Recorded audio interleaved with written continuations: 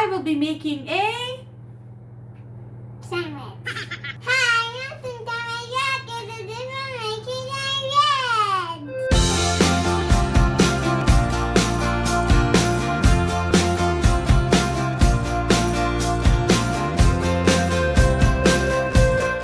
Hi guys! Welcome back to my channel. So for today's video, I will be making a Spanish bread. Not this bread. So I am with Addy, my little helper for today, and I will be showing you the ingredients that we need. Okay, so we have the all-purpose flour, we have the yeast, we have butter, egg, we have white sugar, salt, we have evaporated milk, we have condensed milk, brown sugar, and then breadcrumbs. So for the Spanish bread that I will be making, this is already my own recipe. It's because before I have been following some recipes online, but I am making some adjustments, especially the sugar level or the amount of sugar that we add. It's because I don't want a very sweet bread or very sweet let's say for a cake. If I am making a cake, I also adjust the sugar or lessen the sugar on the recipe that I am following. Okay, so in short, para hindi nakakaumay, so let's start making the bread. For the measurements of each ingredient, I will just be putting captions on this video so you can follow, and also I'll be putting my recipe on the description box. So keep on watching! Keep watching. It was me. Pota lang to ako. No, this. Pota! Bibidyo ako kainin. Hi. Okay, so let's start with the first step. By the way, I am using fresh milk, warm fresh milk. Temperature, this is where we activate the dry yeast. So temperature should be between 100 to 110 Fahrenheit. I'll show it to you.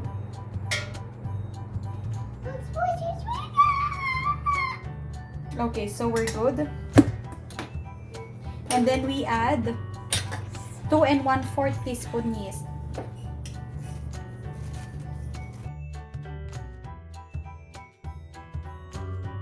Then we add 1/3 cup oil, canola oil.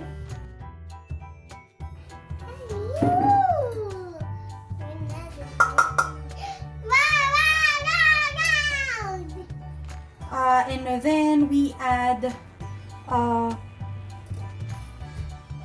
cup sugar. So for the sugar, it helps activate the yeast. So instead of adding the white sugar in the dry ingredients, we add it in the wet ingredients to activate the yeast.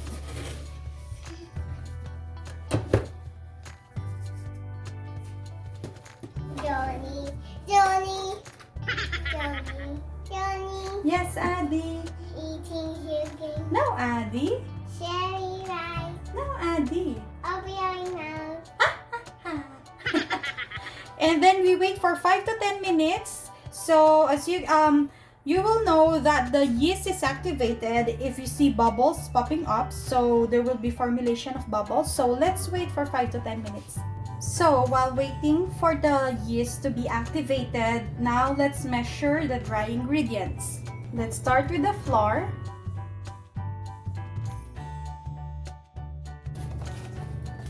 I want to use my spoon. I whisk. You like to whisk?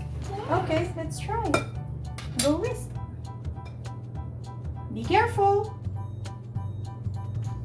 Let me help you like this. Good job. Okay, let me do it now, okay? Good job. High five. I can do it. Yes, you can do it. I don't say be quiet. You're not super kulit. Yes. Good job. Eggs. Bottle eggs.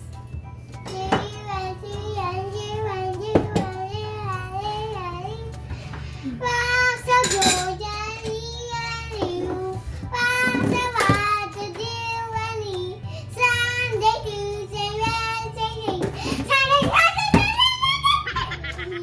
Alright, so 10 minutes is done. And I'll show it to you. Here is the activated yeast. And then, can you pour the egg here? Bili na pa yung lollipop mo. Okay. Pour it here.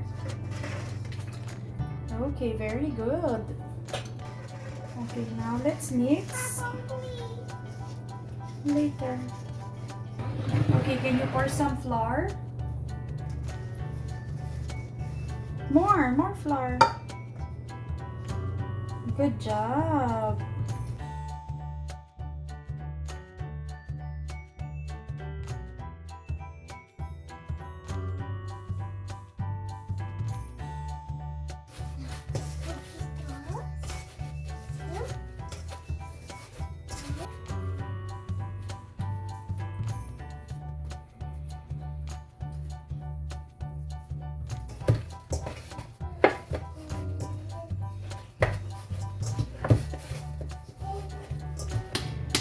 Okay, so now the dough is done. So we have to cover it with a little bit of oil.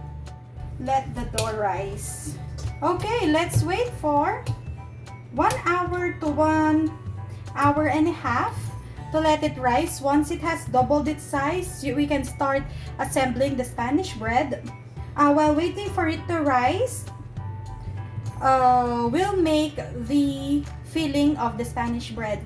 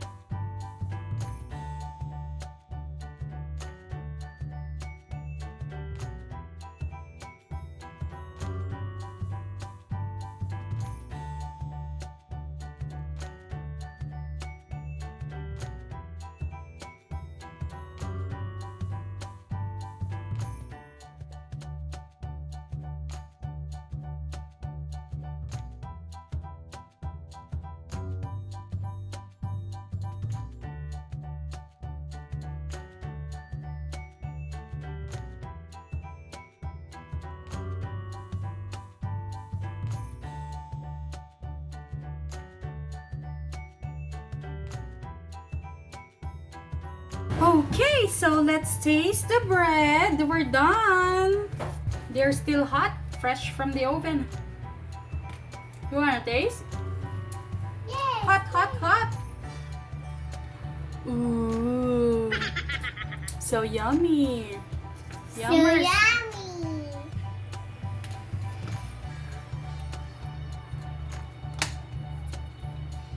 Mmm. Huh? The feeling of this Spanish bread is not too sweet, so thumbs up. You wanna taste? Yes, yes, yes. Let's blow it first. It's hot. Oh, Mm. taste it. Is it yummy? Thumbs up? Okay, so that's it. We're done making the Spanish bread. I hope you enjoyed watching this video and I hope you can make your own Spanish bread at home. So if you like this video, just give it a thumbs up and don't forget to subscribe to my channel. So thank you so much for watching. Bye!